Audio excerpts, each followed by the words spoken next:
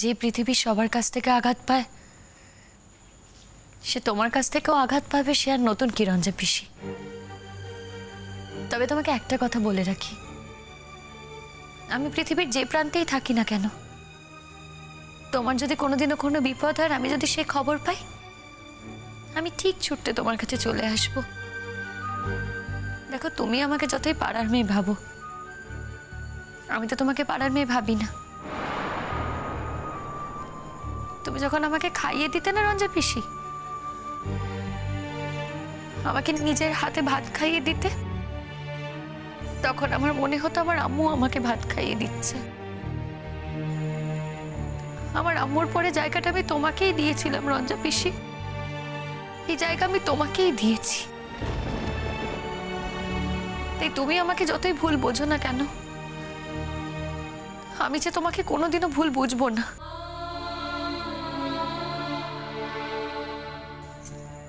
রঞ্জা পিসি, আমি ইকবাল মামার কাজে তোমার সঙ্গে থাকতে চাই। ইকবাল মামার কাজগুলো তুমি শেষ করবে তো? আর কদিন পরে আমার পড়াশোনা শেষ হয়ে যাবে, তারপর আমি গ্রামে ফিরে আসব, তারপর আমি তোমার সাথে কাজ করব। অবশ্য তুমি যদি আমাকে কাজে নিতে চাও, তুমি যদি আমাকে ইকবাল মামারই কর্মযোগ্যে নিতে চাও, একসঙ্গে কাজ করবই তো ভেবেছিলাম। যশও তো বলেছে ইকবালের কাজেও থাকবে। ওরা শহরে মানুষ, সারা জীবন তো আর গ্রামে পড়ে থাকতে পারবে না, দূর থেকে অতিথির মতো আসবে। কি জানি, কিছু কি আর বলা যায়? যা টান, অতিথির মতো নাই বা এলো, হয়তো পাকাপাকি ভাবেই চলে এলো। সেটা কি খুব সুখের হবে রঞ্জা পিসি? রোহিণীদি তো আর সারা জীবন এখানে থাকতে পারবে না। আমি যেটুকু বুঝেছি, ও শবনমকে ছাড়া থাকতে পারবে না। হয়তো এই জন্যেই একদিন রোহিণীকে ছেড়ে দেবে। তুমি তো আমাকে জানো রঞ্জা পিসি, I am the last person. আমি কিছুতেই জজদাকে ওর বউকে ছাড়তে দেব না। যদি এটা হতো তাহলে অনেক আগেই আমি এটা পেতে পারতাম। আমাকে প্লিজ মিসআন্ডারস্ট্যান্ড করো না। আমার মনের কোণে এমন কোনো বাসনা নেই যে আমি জজদার সাথে সংসার করব। আমি জানি এক জীবনে সবাই সবকিছু পায় না। আমি মেনে নিয়েছি রঞ্জা পিসি, এক জীবনে সবাই সবকিছু পায় না, আর যদি কিছু পায়ও সেটাকে আঁকড়ে ধরে থাকতে হয় না। আমি কিচ্ছু চাই না জানো তো, আমি শুধু একজন ডাক্তার হতে চাই, আর ডাক্তার হয়ে গ্রামে ফিরে আসতে চাই। ও শহরে অনেক হয়েছে, অনেক এক্সপিরিয়েন্স হয়েছে, আমি আর ওই শহরে থাকতে চাই না রঞ্জা পিসি। আমি গ্রামে ফিরে আসতে চাই। হ্যাঁ, এই গ্রাম আমাকে অনেক আঘাত দিয়েছে। এই গ্রামে আমার আব্বুর মতনও লোক আছে, যে কিনা তোমার স্বামীকে খুন করেছে, আমার বিয়ে দিয়ে আমার জীবনটা শেষ করে দিতে চেয়েছিল। কিন্তু তবুও এখানে একটা চ্যালেঞ্জ আছে, এখানে কাজ করার সুযোগ আছে, কোনো প্রতিযোগিতা নেই। কিন্তু শহরে তো শুধু প্রতিযোগিতাই আছে, কাজ করার কোনো সুযোগ নেই। তাই আমি গ্রামে ফিরে আসতে চাই রঞ্জা পিসি। সাবধানে থাকিস। চিন্তা করো না রঞ্জা পিসি, এতদিন যখন কোনো কিছুতে হার মানিনি, ভবিষ্যতেও হার মানব না। এইভাবে মাথা উঁচু করেই বাঁচব। আমার পরীক্ষা নষ্ট করে দেওয়ার চেষ্টা করেছিল, আমার কেরিয়ার বরবাদ করে দিতে চেয়েছিল, কিন্তু তারপরেও আমি যখন পরীক্ষা দিতে পেরেছি, তখন আমি ফাইনাল পরীক্ষাটাও দিতে পারবো। পরীক্ষা হয়ে গেলে চলে আসবো এই গ্রামে। তবে কি জানো তো, এটা জানি না যে তোমাকে আগের মতো আবার রঞ্জা পিসি বলে জড়িয়ে ধরতে পারবো কিনা। কি বলতো, আমাদের মধ্যে না একটা পাঁচিল উঠে গেছে। হয়তো সময় পাঁচিলটা ভাঙতে পারে। তুমি আমি হাজার চেষ্টা করলেও যে রঞ্জা পিসি, সেই পাঁচিলটা ভাঙতে পারবো না। স্বপ্ন, আর তুমি তো জানো রঞ্জা পিসি, সব সময় আমি সত্যি কথা বলি,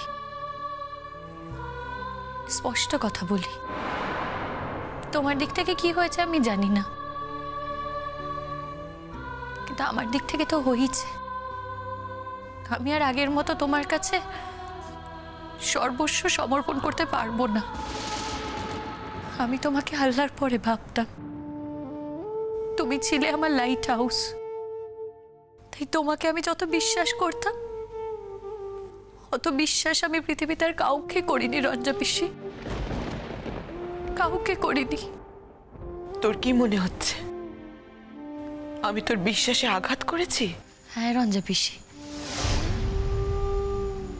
আমি কখনো ভাবতেই পারিনি যে তুমি আমাকে অবিশ্বাস করতে পারো, আমাকে ভুল বুঝতে পারো। তবে যেদিন থেকে এটা ভেবেছি না, সেদিন থেকেই মনের মধ্যে একটা পাঁচিল উঠেছে। তবে তার জন্য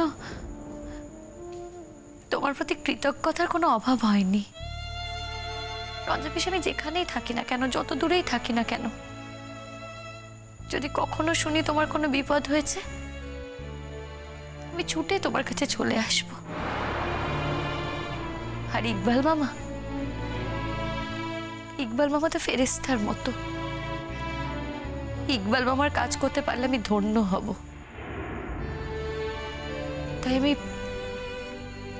আমি পড়াশোনা শেষ করে গ্রামে ফিরে আসব, ইকবাল মামার কাজ করব। তাই তুমি যদি আমাকে ইকবাল মামার কাজ করতে দাও, আমি ধন্য হব রঞ্জা পিসি। তুই অনেক বড় হয়ে গেছিস রে শবনম। সেই ছোট্টবেলার শবনম আর নেই।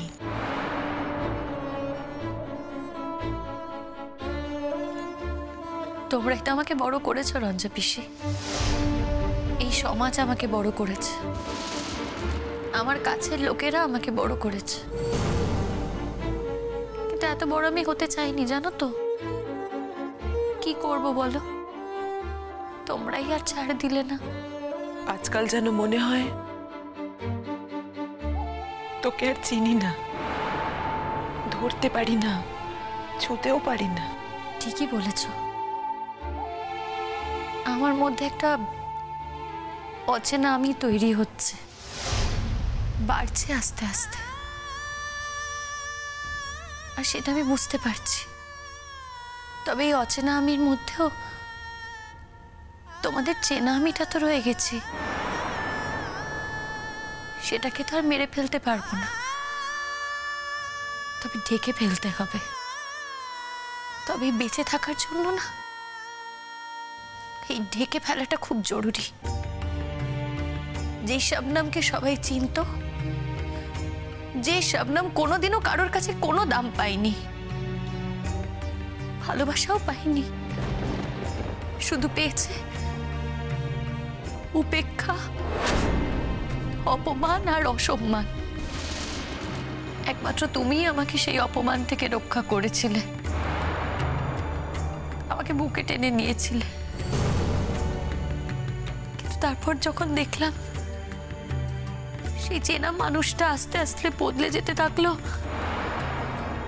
তখন আমি কি করে এক থাকি বলো? কি করে হয় তা?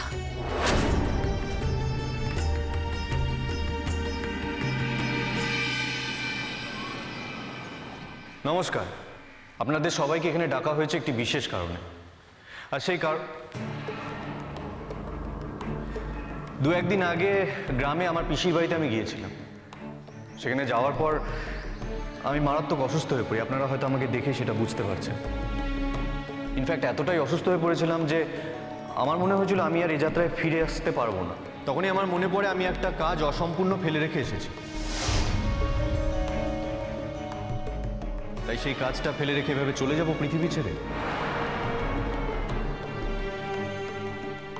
যাই হোক, ঈশ্বরের কৃপায় আর আমার জীবনের একজন বিশেষ মানুষের কৃপায় আমি বেঁচে ফিরে এসেছি, আর আজকে আপনাদের সামনে এভাবে এখানে দাঁড়িয়ে কথা বলতে পারছি।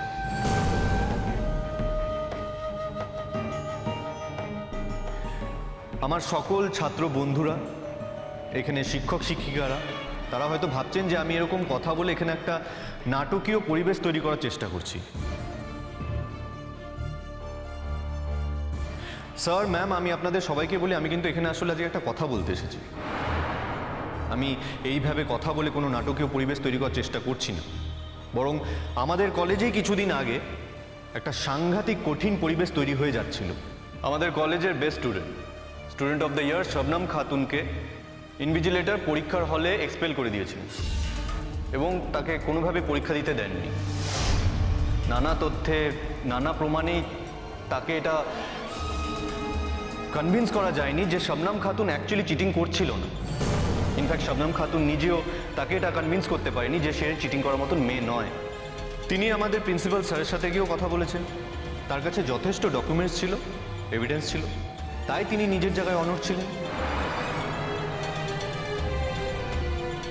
ইনভিজিলেটর তার কর্তব্যের বাইরে গিয়ে, তার মানবিকতা দিয়ে, তার যুক্তি দিয়ে, তার আবেগ দিয়ে এই বিষয়টাকে কিছুতেই বিচার করে দেখতে পারেননি। এনিওয়েজ, আমি আমাদেরই কলেজের একজন ছাত্রকে, আমাদের খুব প্রিয় বন্ধু, আমার প্রিয় বন্ধু রাহুল দা, ধন্যবাদ জানাতে চাই রাহুল দাকে।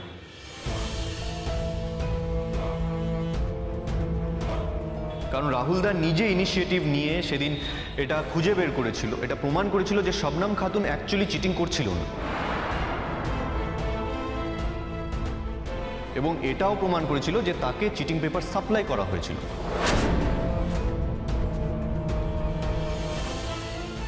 যারা চিটিং পেপার সাপ্লাই করেছে তাদেরকেও চিহ্নিত করেছে রাহুল। তাই রাহুলদার কাছে আমি কৃতজ্ঞ। যারা সেই দিন সেই অপকাণ্ডের সঙ্গে জড়িয়েছিল, যে দুজন ছাত্রছাত্রী এই ঘটনাটা ঘটিয়েছিল, তারা আজকে আমাদের মধ্যেই কিন্তু উপস্থিত আছে, এখানেই আছে। এই দুজন ছাত্রছাত্রী শুধুমাত্র দাবার গুটি ছিল,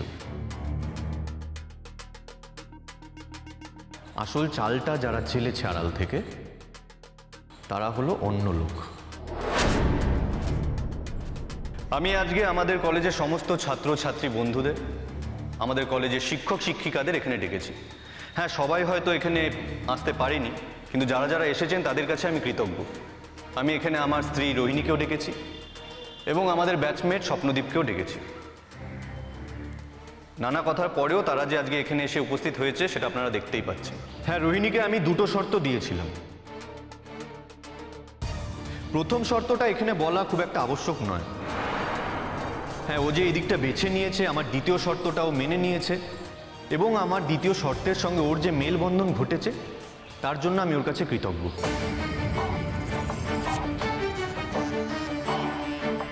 আমি এখন ডেকে নিচ্ছি সেই দুজন ছাত্রছাত্রীকে যারা সেই দিন অপকাণ্ডটি করেছিল আমাদের ক্লাসরুমের মধ্যে, যারা সেই দিন চিটিং পেপারগুলো শবনমের খাতার পেছনে লুকিয়ে রেখেছিল।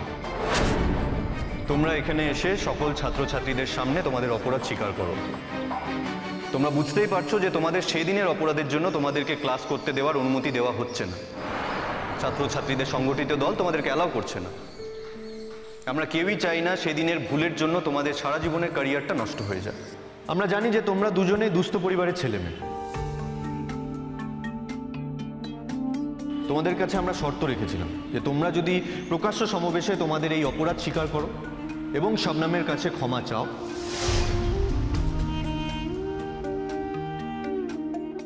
তাহলে আমরা তোমাদেরকে ক্লাসে যাওয়ার অনুমতি দেব।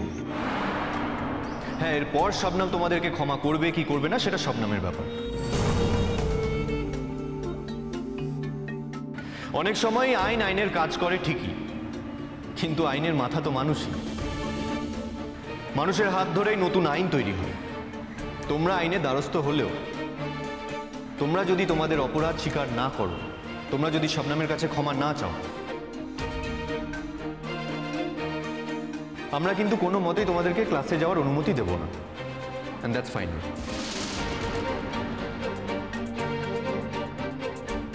আমি এখন অনুরোধ করব তোমাদেরকে এখানে আসতে, তোমাদের যা বলার তাই বলো।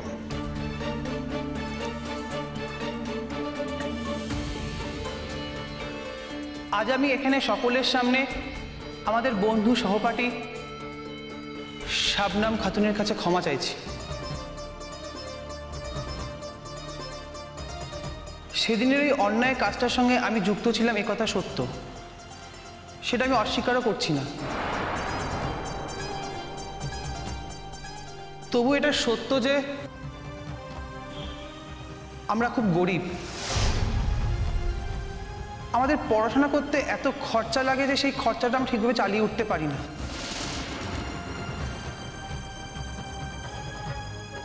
আর তার জন্যই ভেবেছিলাম যে এই কাজটা করতে পারলে হয়তো হাতে কিছু মোটা টাকা আসবে, আর সেই লোভে পড়েই আমরা এই কাজটা করে ফেলি।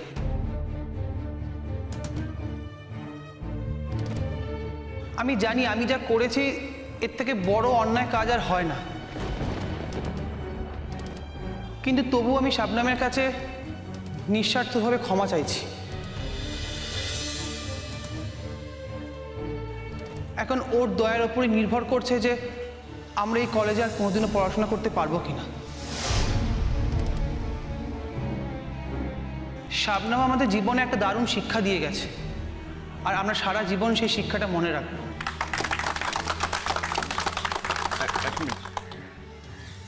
এবার তুমি কিছু বলো।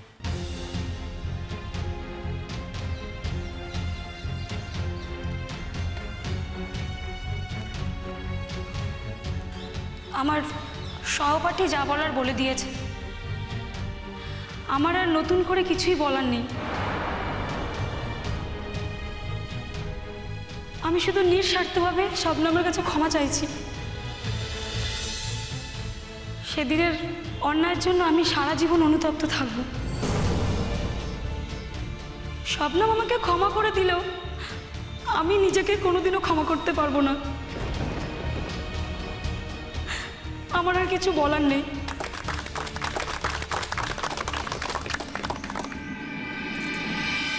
আমি এবার ডেকে নিচ্ছি সেদিনকার মূল চালক এবং চালিকা শক্তি রোহিণী বোস আর স্বপ্নদীপকে। শেষ পর্যন্ত তুই যে এইভাবে সবার সামনে সারেন্ডার করবি তা আমরা স্বপ্নেও ভাবতে পারিনি রোহিণী। তবে আমি পাশ করে গেছি, তাই আমার কিচ্ছু এসে যায় না। আর তাছাড়া আমার হাউস স্টাফশিপও প্রায় শেষের দিকে।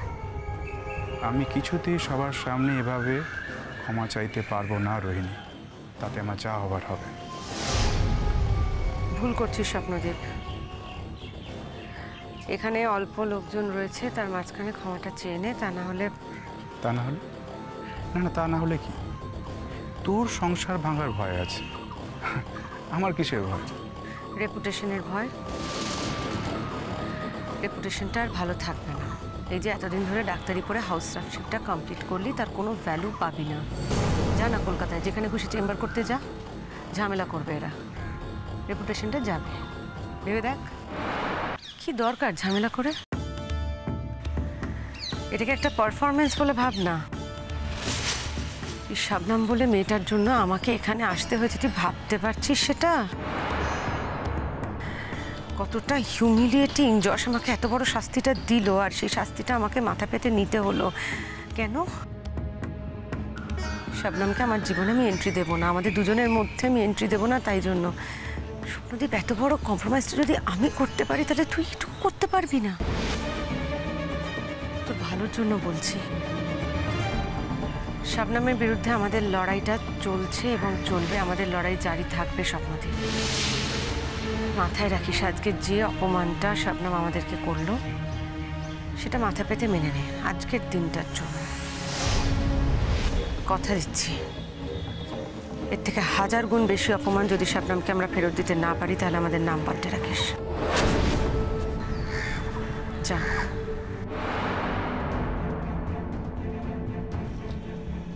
দেখেছ, এখনো দুজনে শলা পরামর্শ করে যাচ্ছে। এইসব নাটকের কি খুব দরকার ছিল? যশ একদম ঠিক কাজ করেছে। দেখো, ওর সাথে আমার মত পার্থক্য থাকতেই পারে, কিন্তু আজকের দিনটা আমি কোনোদিন ভুলবো না, বুঝেছো? এতগুলো ছেলেমেয়ের সামনে দাঁড়িয়ে বউ সম্পর্কে এইভাবে কথা বলে, এটা কিন্তু কম বড় কথা না। একটা কথা বলে দিচ্ছি, আমায় যেন ডাকা না হয়। দেখো, ওর প্ল্যান আমি কি করে জানবো বলো? আমাকে শুধু বলেছে তোমাকে এখানে নিয়ে আসতে, আমি নিয়ে এসেছি। তবে একটা কথা, যাকে নিয়ে লড়াই হচ্ছে সে যদি না থাকে তাহলে তো লড়াইটাকেই খাটো করা হয়, তাই না? আমরা কিন্তু অনেকক্ষণ ধরে এখানে অপেক্ষা করছি। এখানে মাননীয় শিক্ষক শিক্ষিকারা সবাই এখানে অপেক্ষা করছেন। তাই আমি অনুরোধ করছি মাইকের সামনে আসতে রোহিণী বোসকে এবং স্বপ্নদীপকে। সেদিনের দুই চালিকা শক্তি, তাদের মুখ থেকেই আজকে আমরা তাদের কথা শুনে নেব। এক মিনিট, ওরা যখন এখানে এসেছে ওদের মনের কথা বলতে, ওদেরকে ওদের কথা বলতে দাও। ওদের যা যা বলার আছে সেই সবটা শুনে নিয়ে তোমাদের যা প্রতিক্রিয়া আছে তোমরা জানিও।